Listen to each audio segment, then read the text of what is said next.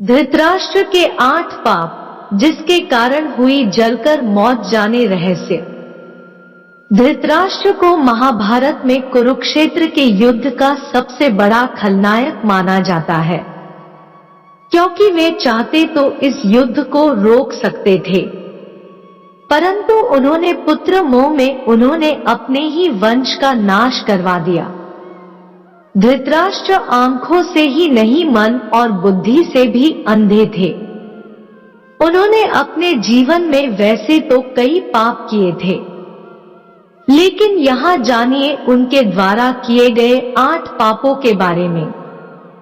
1. गांधारी के साथ धोखा। भीष्म ने धृतराष्ट्र का विवाह गांधार की राजकुमारी गांधारी से कर दिया। गांधारी को जब यह पता चला कि मेरे पति अंधा है, तो उसने भी आंखों पर पट्टी बांध ली।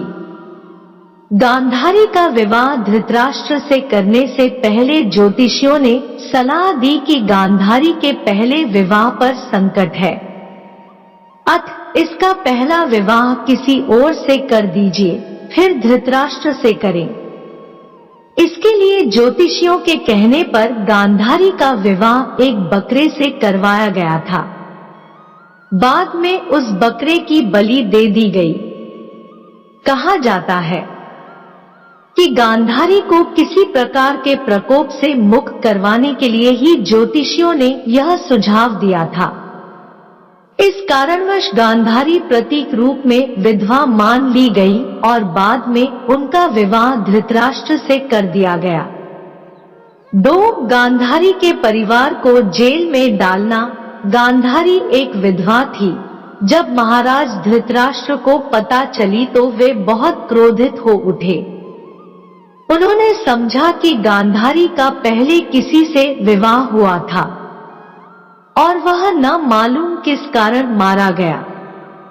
धृतराष्ट्र के मन में इसको लेकर दुख उत्पन्न हुआ और उन्होंने इसका दोषी गांधारी के पिता राजा सुबाल को माना। धृतराष्ट्र ने गांधारी के पिता राजा सुबाल को पूरे परिवार सहित कारागार में डाल दिया। कारागार में उन्हें खाने के लिए केवल एक व्यक्ति का भोजन दिया जाता था। केवल एक व्यक्ति के भोजन से भला सभी का पेट कैसे भरता, यह पूरे परिवार को भूखे मार देने की साजिश थी। राजा सुबाल ने यह निर्णय लिया कि वह यह भोजन केवल उनके सबसे छोटे पुत्र को ही दिया जाए, ताकि उनके परिवार में से कोई तो जीवित बच सके, और वह था शकुनी। यह भी कहा जाता है कि विवाह के समय गांधारी के साथ उनका भाई शकुनी और आयु में बड़ी उनकी एक सखी हस्तिनापुर आई थी और दोनों ही यही रह गए थे।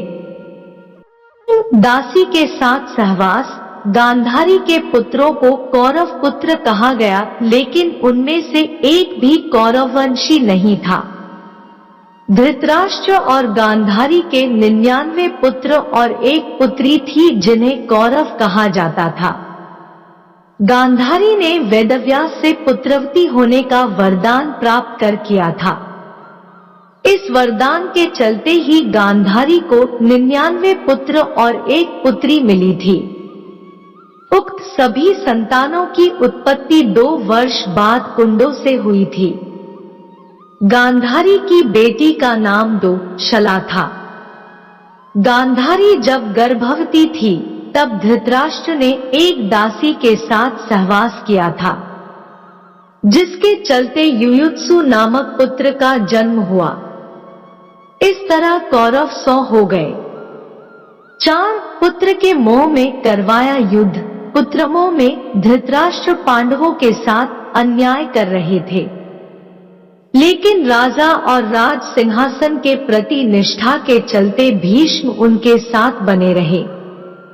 धृतराष्ट्र ने अपने पुत्रमों में सारे वंश और देश का सर्वनाश करा दिया। धृतराष्ट्र चाहते तो वे अपने पुत्र के हठ और अपराध पर लगाम लगा सकते थे, लेकिन उन्होंने ऐसा कुछ नहीं किया और दुर्योधन को गलती पर गलती करने की अप्रत्यक्ष रूप से छूट दे दी। पांडवों के साथ हुए अति अन्याय के चलते ही महाभारत युद्ध हुआ। राज सिंहासन पर बैठे धृतराष्ट्र यदि न्यायकर्ता होते तो यह युद्ध टाला जा सकता था। विदुर ने कई बार धृतराष्ट्र को नीति और अनीति के बारे में बताया, लेकिन धृतराष्ट्र ने जानबूझकर विदुर की बातों को नजरअंदाज किया। 5 चीरहरण के समय धृतराष्ट्र का चुप रहना, द्रौपदी के चीरहरण के समय भी भीष्म और धृतराष्ट्र चुप रहे और इसी के चलते भगवान कृष्ण को महाभारत युद्ध में कौरवों के खिलाफ खड़े होने का फैसला करना पड़ा। चीरहरण महाभारत की ऐसी घटना थी जिसके चलते पांडवों के मन में कौरवों के प्रति नफरत का भाव स्थायी हो गया। यह एक ऐसी घटना थी जिसके चलते प्रतिशोध की आग में सभी चल रहे थे। 6 अधर्म का साथ दिया। वयोवृद्ध और ज्ञानी होने के बावजूद धृतराष्ट्र के मुंह से कभी न्यायसंगत बात नहीं निकली। पुत्रमोह में उन्होंने कभी गांधारी की न्यायोचित बात पर ध्यान नहीं दिया। गांधारी के अलावा संजय भी उनको न्यायोचित बातों से अवगत कराकर राज्य और धर्म के हितों की बात बताता था, लेकिन वे संजय की बातों को नहीं मानते थे। वे हमेशा ही शकुनी और दुर्योधन की बातों को ही सच मानते थे। वे जानते थे कि यह अधर्म और अन्याय कर रहे हैं, फिर भी वे पुत्र का ही साथ देते थे। अधर्म का साथ देने वाला कैसे नहीं खलनायक हो सकता है। 7 भीम को मरने की इच्छा, युद्ध का अंत हो चुका था और पांडु पुत्र भीम ने धृतराष्ट्र के पुत्र दुर्योधन का वध कर दिया था। इसको लेकर धृतराष्ट्र के मन में क्रोध और बदले की भावना प्रबल हो उठी थी। अतः मौका पाकर धृतराष्ट्र भीम को मार डालना चाहते थे। एक बार की बात है, जब महाभारत का युद्ध जीतने के बाद 5 पांडव श्री कृष्ण के साथ हस्तिनापुर महाराज धृतराष्ट्र से मिलने पहुंचे तो भीम के अलावा सबने धृतराष्ट्र को प्रणाम किया तथा उनके गले मिले। बाद में भीम की बारी आई तो भगवान श्री कृष्ण धृतराष्ट्र की मंशा जान चुके थे। आता जब भीम धृतराष्ट्र को प्रणाम करके उनके गले मिलने के लिए आगे बढ़ने लगे तो श्री कृष्ण ने भीम को इशारों से रोक दिया और उनके स्थान पर भीम की लोहे की मूर्ति आगे बढ़ा दी। धृतराष्ट्र बहुत शक्तिशाली थे। उन्होंने लोहे की मूर्ति को भीम समझकर पूरी ताकत से दबोच लिया और उस मूर्ति तोड़ डाला। उनमें क्रोध इतना था कि वे समझ नहीं पाए कि यह तो लोहे की मूर्ति है। भीम की मूर्ति तोड़ने से उनके मुंह से भी खून निकलने लगा था। इसके बाद जब धृतराष्ट्र का क्रोध शांत हुआ तो वे भीम को मृत समझकर रोने लगे।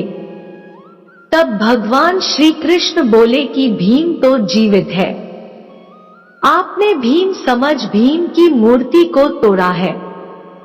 इस प्रकार भगवान श्री कृष्ण ने धृतराष्ट्र से भीम की जान बचाई थी।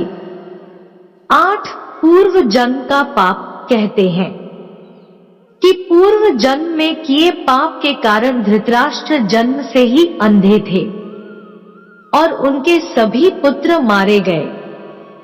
दरअसल अपने पूर्व जन्म में धृतराष्ट्र एक बहुत ही निर्दयी एवं क्रूर राजा थे।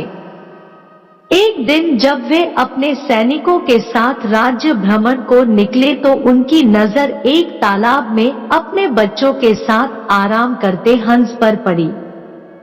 उन्होंने सैनिकों को तुरंत आदेश दिया कि उस हंस की आंखें निकाल ली जाए। सैनिकों ने राजा की आज्ञा का पालन किया। डर से बिलखते उस हंस की आंखों को निकालकर राजा अपने सैनिकों के साथ आगे बढ़ गया। उस हंस की असहनीय पीड़ा के कारण मृत्यु हो गई। इस घटना को देखकर उसके बच्चे भी मृत्यु को प्राप्त हो गए। मरते वक्त हंस ने राजा को शाप दिया था कि मेरी ही तरह तुम्हारी भी यही दुर्दशा होगी। इसी शाप के कारण अगले जन्म में धृतराष्ट्र अंधे पैदा हुए तथा उनके पुत्र उसी तरह मृत्यु के प्राप्त हुए जिस तरह हंस के मृत्यु। महाभारत युद्ध के 15 वर्ष बाद धृतराष्ट्र, गांधारी, संजय और कुंती वन में चले जाते हैं।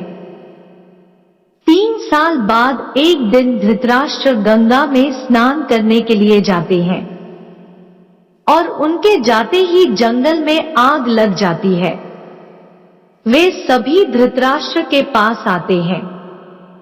संजय उन सभी को जंगल से चलने के लिए कहते हैं, लेकिन दुर्बलता के कारण धृतराष्ट्र वहां से नहीं जाते हैं। गांधारी और कुंती भी नहीं जाती है। जब संजय अकेले ही उन्हें जंगल में छोड़ चले जाते हैं, तब तीनों लोग आग में झुलसकर मर जाते हैं।